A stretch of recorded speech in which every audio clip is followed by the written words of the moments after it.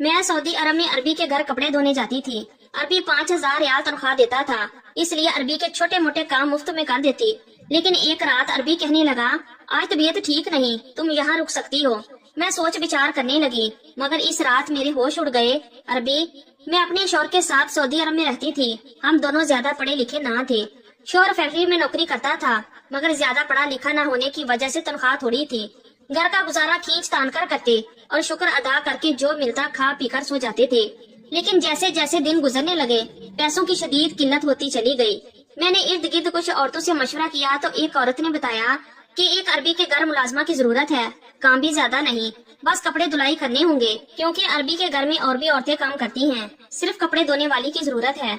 मेरे लिए ये काम बहुत आसान था, लेकिन अरबी का सुनकर मुझे थोड़ा डर भी लग रहा था। मेरे चेहरे पर परेशानी के आसार देखते हुए कहने लगी, घबराओ मत, अरबी अंधा है। वो बेचारा तो बस सारा दिन एक सोफे पर बैठा रहता है। इसकी बीवी कुछ अरसा हुआ फौत हो गई। एक तो अब इसकी उम्र भी काफी ज्यादा हो गई है, दूसरा अब इस उम्र में कौन इससे शादी करेगा। आगे तुम्हारी मर्जी। अगले रोज मैं इस पड़ोसन के पास दोबारा गई और इसे अरबी के घर चलने को कहा।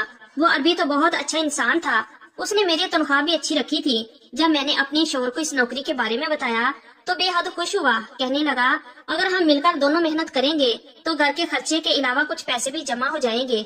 मैं भी दिन भर फारिग ही होती थी, इसलिए घर के सारे काम सुबह ही निपटा कर मैं इस अरबी के घर चली जाती हूँ। इस अरबी की एक छोटी सी बेटी थी, यही कोई 8-10 साल की होगी। घर की बाकी मुलाजमाएं थोड़ा बहुत इस पर तवज्जो देती थी। वैसे भी पराई औलाद को कौन गले लगाता है। मैंने अरबी के हालात देखते हुए इसके घर की सारी जिम्मेदारी उठा ली। मैं रात 8 बजे तक इस अरबी के घर पर ही रहती थी। मैं सुबह 12 बजे से लेकर शाम 8 बजे तक इस अरबी के घर पर ही रहती थी। मुझे हैरत होती थी कि अरबी किस कदर नरम दिल इंसान था। वो मुलाजमीन के साथ बहुत प्यार से पेश आता था, मगर घर की दीगर मुलाजमाएं अब मुझसे खार खाने लगी थी, क्योंकि अरबी मेरा बहुत ख्याल रखता था। मैं चूँकि इस घर में नई थी, अगर कोई जरा सा भी काम खराब हो जाता तो वो मुलाजमाएं फौरन अरबी के कान में जाकर बात डाल देती, मगर अरबी इनको खामोश करवा देता। मैंने ये बात महसूस की थी कि अरबी अपनी बेटी से बहुत मोहब्बत करता था, लेकिन बीवी का साथ छूट जाने की वजह से अंदर से टूट चुका था। अरबी के साथ एक मुस्तकिल मुलाजिम भी था, जो इसके साथ मुश्किल रहता था। अरबी को दफ्तर लेकर जाता, वापस लाता, सब काम इसके जिम्मे थे। अरबी भी अपने काम से घर वापस आता तो सबसे पहले अपनी बेटी के कमरे में जाता। मैं बच्चों के साथ ही मसरूफ होती, इसलिए पहले दरवाजे पर दस्तक देता। मैं फौरन से ठीक होकर बैठ जाती, फिर ही वो दरवाजा खोलता था। फिर अपने बच्चों को प्यार करता, मुझसे भी पूछता था कि बच्ची ने तंग तो नहीं किया, उसने खाया पिया तो है ना। अरबी अपनी बेटी पर जान छिड़कता। अरबी पूरे दिन की बच्चों की रूटीन मुझसे पूछता था। मैं भी इस अरबी को सारे दिन की रूटीन बता देती थी। एक रात को जब मैं घर जाने लगी तो कहने लगा कि 1 मिनट रुको। फिर उसने अपनी जेब से बटवा निकाला और मुझे 2,000 रियाल पकड़ा दिए। ये देखकर मैं हैरान सी रह गई थी। हालांकि उसने मेरी तनख्वाह बहुत अच्छी रखी थी और 5,000 रियाल कम पैसे नहीं होते। मैंने एक नजर अरबी की तरफ देखा था, मेरी आंखों में हैरानगी थी। कहने लगा, ये रख लो, तुम्हारे काम आएंगे। मैंने कहा कि नहीं, आपने जो तनख्वाह तय की है वो भी काफी है।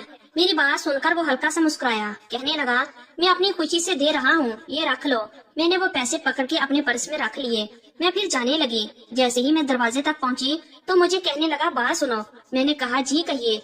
वो कहने लगा, इस बात का जिक्र दूसरे मुलाजमीन से मत करना और किसी को न बताना कि मैंने तुम्हें 5,000 रियाल दिए हैं। कुछ देर तो मैं इसकी बात सुनकर सोच में पड़ गई थी, फिर मैंने इस बात में सर हिला दिया और वो आहिस्ता आहिस्ता चलता हुआ कमरे से चला गया।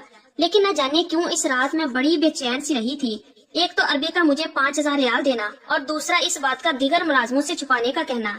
ये दोनों बातें ही मेरे ज़हन को जाने लगी थी। फिर मैंने कहा कि शायद अरबी समझता होगा कि दूसरे मुलाजिम अपना काम खुश असलूबी से नहीं करते और मेरी मेहनत और खलूस को देखते हुए अरबी ने मुझे 5,000 रियाल दिए होंगे।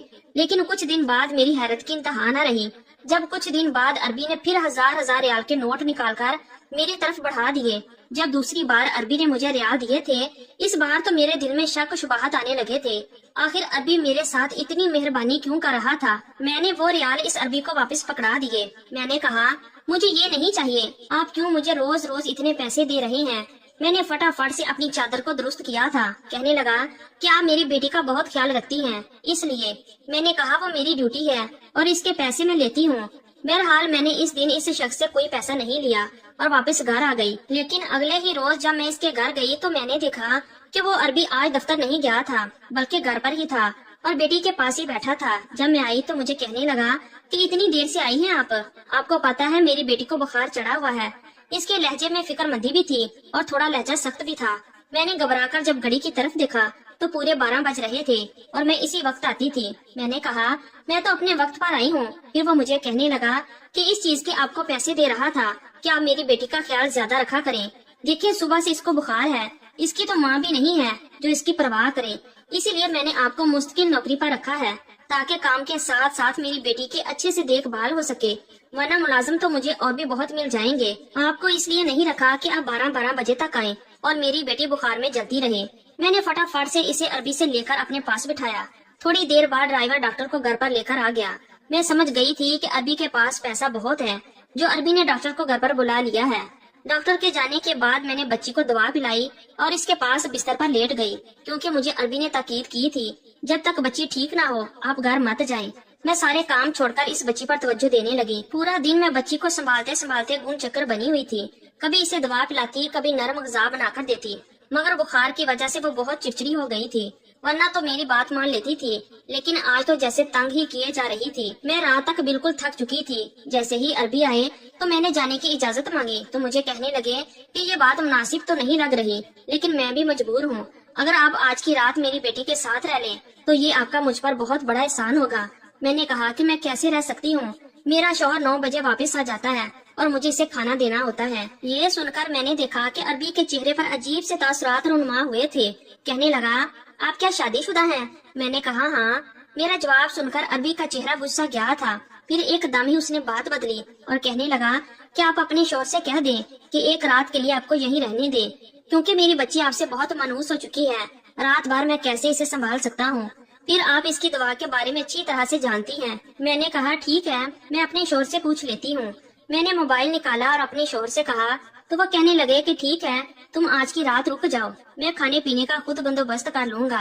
रात भर मैं इस बच्ची को संभालती रही और अगले दिन बच्ची की तबीयत काफी हद तक संभल चुकी थी। फिर मैं जब वापस जाने लगी तो अरबी ने मुझे 5000 रियाल पकड़ाना चाहे। मैंने कहा, ये आप क्यों दे रहे हैं? वो कहने लगे, आपने मेरी बेटी को बड़ी मुश्किल वक्त में संभाला है और इस पर आपका हक बनता है, इसलिए इसको इनकार मत कीजिएगा प्लीज। मैंने कहा कि आप मेरी ममता को पैसों से क्यों तोल रहे हैं? बेशक ये मेरी सकी औलाद नहीं है, लेकिन मैंने हमेशा इसे अपनी बेटी की तरह ही समझा है, इसलिए आप अपने पैसे अपने पास रखें, मुझे इनकी जरूरत नहीं है। ये कह के मैंने अपना पर्स पकड़ा और मैं घर से बाहर आ गई। मेरी शादी को भी 4 साल हो गए थे, लेकिन मेरी कोई औलाद नहीं हुई थी। कई बार डॉक्टरों को चेकअप भी करवाया, मगर किस्मत में औलाद नहीं थी। कोई पीर फकीर पास जाने का मशवरा देता तो कोई किसी हकीम का बताता। मेरा इन सब चीजों पर इत्काद ना था। अल्लाह से दुआ करती कि एक न एक दिन अल्लाह मेरी गोद जरूर हरी करेगा। इन्हीं दिनों मेरा शौहर सऊदीया के लिए वीजा लगवाने की कोशिश में लगे हुए थे, इसलिए मैंने डॉक्टरों के चक्कर काटने से बेहतर समझा कि मैं अल्लाह के घर जाकर दुआ करूंगी, अल्लाह जरूर मेरी मुराद भर लाएगा। इसके बाद हम सऊदीया आ गए। 3 साल से मेरा शौहर काम कर रहा था, लेकिन हालात जो के तो ही थे, लेकिन मेरे दिल में ये ख्वाहिश थी कि अल्लाह मुझे अब औलाद दे। इसलिए जब इस बच्ची को संभालने की जिम्मेदारी मुझे मिली तो मैंने ये नहीं समझा कि मैं मुलाजमत कर रही हूँ या वो बच्ची मेरे लिए एक बोझ है। मैंने अपनी सारी ममता इस पर निछावर कर दी थी और दिल से इसको संभालती थी। अगले रोज जब मैं काम पर आई तो मैंने देखा अरबी परेशान बैठा था। मालूम करने पर पता चला कि इसकी खान समा जो अरबी के घर खाना बनाती थी वो काम छोड़कर जा चुकी है। इसी बात को लेकर अरबी निडाल हुआ बैठा था। क्या वो फौरी घर में किचन संभालने के लिए वो मुलाजमा किधर से लाए? मैं ये सुनकर खामोश हो गई, क्योंकि मैं मजीद अरबी के घर के किसी काम की जिम्मेदारी नहीं लेना चाहती थी। अरबी मेरी तरफ इल्तिजाया नजरों से देख रहा था। मैं जानती थी कि वो क्या चाहता है, लेकिन मेरा अपना घर था, शौहर था। मैं अपना घर संभालती या अरबी के सारे घर की जिम्मेदारी लेती, मेरे लिए बहुत मुश्किल होता चला जा रहा था। खैर मैंने किचन में जाकर फ्रिज से अंडे ब्रेड निकाले और 2-2 तोश अरबी को और इसकी बेटी को बनाकर दे दिए। अरबी का चेहरा खुशी से देखने के लायक था। मैंने दिन भर अपना काम किया और शाम को घर वापस आ गई। फिर मैं नहीं जानती कि क्या हुआ और क्या नहीं, लेकिन शाम को ही मुझे अरबी का फोन आया। वो मुझसे कहने लगा कि फौरन से घर पहुंच जाओ, मुझे आपसे बहुत जरूरी काम है। मैंने कहा, अरबी इस वक्त तो रात के 8 बज रहे हैं। वो कहने लगा कि मुझे आपसे बेहद जरूरी काम है, आपका आना बहुत जरूरी है, आप फौरन से मेरे पास आए। मैंने अपने शौहर को बताया तो कहने लगा, मैं नौकरी छोड़ दूं, न जाने वो अरबी क्या चाहता है। मैं अरबी के घर जाना चाहती थी। मेरे शौहर का रवैया पहले ही कई दिन से बदला हुआ था। बेज़ाहिर तो उसने मेरे साथ कोई बात ना की थी, लेकिन शायद अंदर ही अंदर इसके दिल में शक का बीज जन्म ले रहा था। मैंने कहा कि हो सकता है इसकी बेटी की फिर से तबीयत खराब हो गई हो, मगर मेरा शौहर ना माना। मैंने दोबारा से अरबी को फोन किया और इसे साफ बता दिया کہ میرا شوہر مجھے آنے کی اجازت نہیں دے رہا، آپ کو جو بھی کام ہے، آخر آپ کے پاس چوکیدار بھی تو ہے، اسے کروا لیں۔ وہ کہنے لگا چوکیدار آج چھٹی پر ہے، ورنہ میں خود چل کر آپ کے گھر آ جاتا اور آپ کے شوہر سے بھی مل لیتا۔ میں نے کہا دیکھیے مالک، میں آپ کی نوکری کی وجہ سے اپنا گھر خراب نہیں کر سکتی۔ اس سے پہلے کہ وہ اور کچھ کہتا میں نے فون بند کر دیا۔ میں نے شوہر کو کھانا دیا اور ہم لوگ سونے کے لیے لیٹ گئے، لیکن میرے دل میں بار بار ایک ہی سوال جنم لے رہا تھا، آخر ایسا کون سا کام تھا جو عربی رات کے وقت مجھے بلا رہا تھا؟ میں عربی پر شک بھی نہیں کرنا چاہتی تھی کیونکہ وہ اندھا تھا، اور ویسے بھی اس نے آج تک مجھ سے کوئی غلط بات بھی نہیں کی تھی۔ سونے کی کوشش کرتی تو بار بار اس کی بیٹی کا چہرہ آنکھوں کے سامنے آنے لگتا کہ کہیں اس کی بیٹی کو کچھ نہ ہو گیا ہو۔ میں جاننا چاہتی تھی مگر شوہر کے ڈر کی وجہ سے خاموشی سے لیٹ گئی، لیکن بار بار ایک ہی بات ستا رہی تھی کہ کہیں عربی مجھے اس نوکری سے ہی نہ نکال دے۔ اچھی بلی معقول تنخواہ مل رہی تھی جس سے اب ہمارے گھر کے حالات بہت بہتر ہو چکے تھے۔ مجھے اس وقت اپنے شوہر پر شدید غصہ آ رہا تھا جس کو کسی بات کا خیال نہ تھا، اور وہ سکون سے نیند کے آغوش میں خراٹے لے رہا تھا۔ ساری رات میری طبیعت گھبراتی رہی اور ادھر سے ادھر ٹہلتی رہی، نہ جانے کس پہر میری آنکھ لگ گئی۔ صبح شوہر نے اٹھایا تو میں نے کہا کہ وہ کچن میں جا کر خود ہی ناشتہ بنا لے، کیونکہ رات جاگنے کی وجہ سے میری طبیعت بوجھل ہو رہی تھی۔ 12 بجے کے قریب میں اٹھی، شوہر کام پر جا چکا تھا۔ میں تیار ہوئی اور ناشتہ کر کے عربی کے گھر کی طرف چل پڑی، لیکن وہاں پہنچتے ہی میرے ہوش اڑ گئے۔ عربی کے گھر کے باہر کافی سارے لوگ جمع تھے۔ میں نے جلدی سے شوہر کو فون کیا اور عربی کے گھر پر آنے کا کہا۔ تھوڑی دیر بعد میرا شوہر وہاں پہنچ گیا۔ عربی کے گھر کے باہر کافی پولیس موجود تھی۔ میں گھر کے اندر گئی تو سب ملازم دھاڑے مار مار کر رو رہے تھے۔ معلوم کرنے پر پتا چلا کہ عربی رات کو گھر پر اکیلا تھا اور اس کی بیٹی کی طبیعت شدید خراب تھی۔ وہ بار بار مجھ سے ملنے کا کہہ رہی تھی، شاید اسی لیے عربی مجھے بار بار فون کر رہا تھا، لیکن ہونی کو کون ڈال سکتا ہے۔ عربی اپنی بیٹی کی خاطر خود ہی گھر سے نکلا جہاں وہ مجھے بلانے کے لیے میرے گھر آ رہا تھا۔ میرے اور عربی کے گھر کا فاصلہ کوئی بہت زیادہ نہ تھا، بس درمیان میں ایک مین روڈ تھی۔ بیچارہ عربی اپنی لاٹھی کے سہارے سڑک کراس کرنے لگا تو ایک تیز رفتار گاڑی نے اسے کچل دیا تھا۔ میں عربی کی بچی کو گلے لگائے زاروں کی تار ہو رہی تھی۔ میں نے کچھ دن عربی کے گھر پر ہی رہنے کا فیصلہ کیا تھا۔ مجھے اب سمجھ بھی نہیں آ رہا تھا کہ اس کی بچی کو چھوڑ کر کیسے جاؤں۔ کچھ دن بعد ایک وکیل نے آ کر بتایا کہ عربی نے اپنی جائیداد کا کچھ حصہ میرے نام کر دیا تھا۔ اس نے مجھے ایک خط بھی دکھایا جو کچھ دن پہلے ہی عربی نے اس وکیل سے لکھوایا تھا، جس میں اس نے مجھ سے درخواست کی تھی میری بچی کو پلیز تنہا مت چھوڑنا۔ وکیل کی باتیں سن کر میری آنکھوں میں آنسو جاری تھے۔ میں اور میرا شوہر مستقل طور پر عربی کے گھر پر شفٹ ہو گئے۔ اللہ نے مجھے اولاد کی شکل میں ایک بہت پیاری سی بیٹی سے نواز دیا تھا۔ قدرت ایسے ہی اپنے رنگ دکھاتی ہے جو انسانی عقل سے بہت بلتر ہوتے ہیں۔ تو یہ تھی ہماری آج کی سٹوری۔ اگر آپ لوگوں کو اچھی لگی ہے تو پلیز ویڈیو کو لائک کیجیے اور ہمارے چینل کو بھی سبسکرائب کیجیے، اور کمنٹ باکس میں اپنی رائے کا اظہار ضرور کیجیے۔ شکریہ، اللہ حافظ۔